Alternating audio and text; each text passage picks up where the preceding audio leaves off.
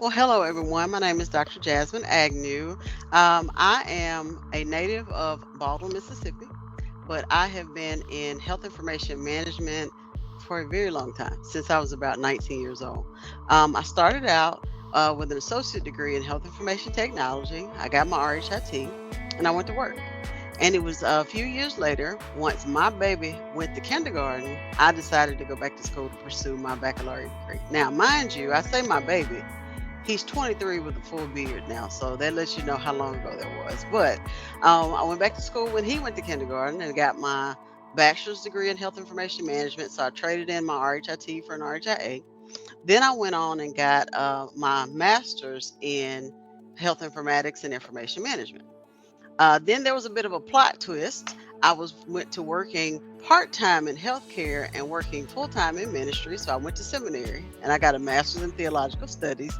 And then this wonderful thing called an EHR came about. And so we switched places and I went back to the industry full time, but I still remained working with community outreach and students in ecumenical and religious services. And then later in life, I decided to give it one more shot, and I went back and I got my doctoral degree. And so that is a little bit about me. I do have an RHIA, of course, and then I have certifications in the HIM certification, the CAHIMS. I'm a certified change management practitioner, certified conflict manager, so I can teach you how to fight fair. And then I have a couple other industry related certifications that I like to use and like to tell other people about, give them an opportunity to upskill, learn new skills, and enhance their current knowledge. Now, before I transitioned into academia, I was working in the industry. My passion was working with EHRs and working with EHR implementation, training and development, EHR support at the elbow. Like, I love being a part of the go lives and helping people get acclimated to the new workflow and how what we were doing in the HIM department, how we made things better. And so a typical day for me, I would usually get to work. I try to get there a little bit early because, you've got the shift change, nurses, people that were coming in, people that were getting off. So if they had any issues and they needed to call down to get some help, we made ourselves available, working with those departments.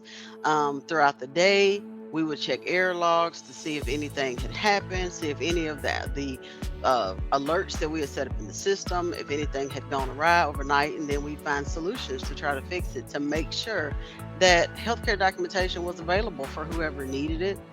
We would go in and check those audit trails if we got an alert to make sure that the right people were in the right record at the right time for the right patient.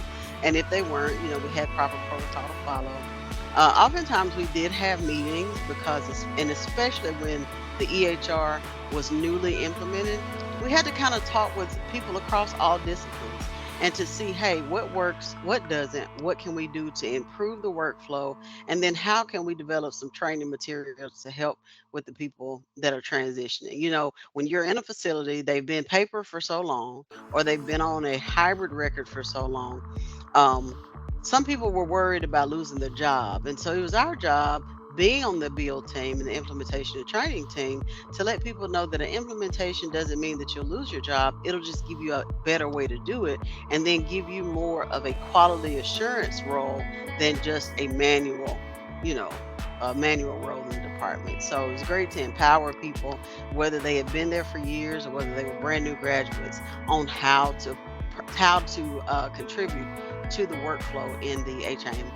Along this pathway, whether you want to go into health information technology, health information management, or health informatics, my advice to all students is to find your lily pad. If you think about a frog, and on cartoons we used to see frogs hop from lily pad to lily pad, and wherever they stopped, that's where they nested for a while, and they would either stay there or they decide to go on to the next place. There's success at every level in health information. Whether you decide to stop with an associate degree in our certification and work in the technical aspect, whether you decide to go into health information management and manage processes or people, or whether you decide to go on to the master's level program in health information management or health informatics that gives you more of a leadership role and even a system design and build role, find the place where you're most comfortable, where it piques your interest and can help contribute to your long-term goals. Education is a powerful tool that can change your trajectory, can change your whole life.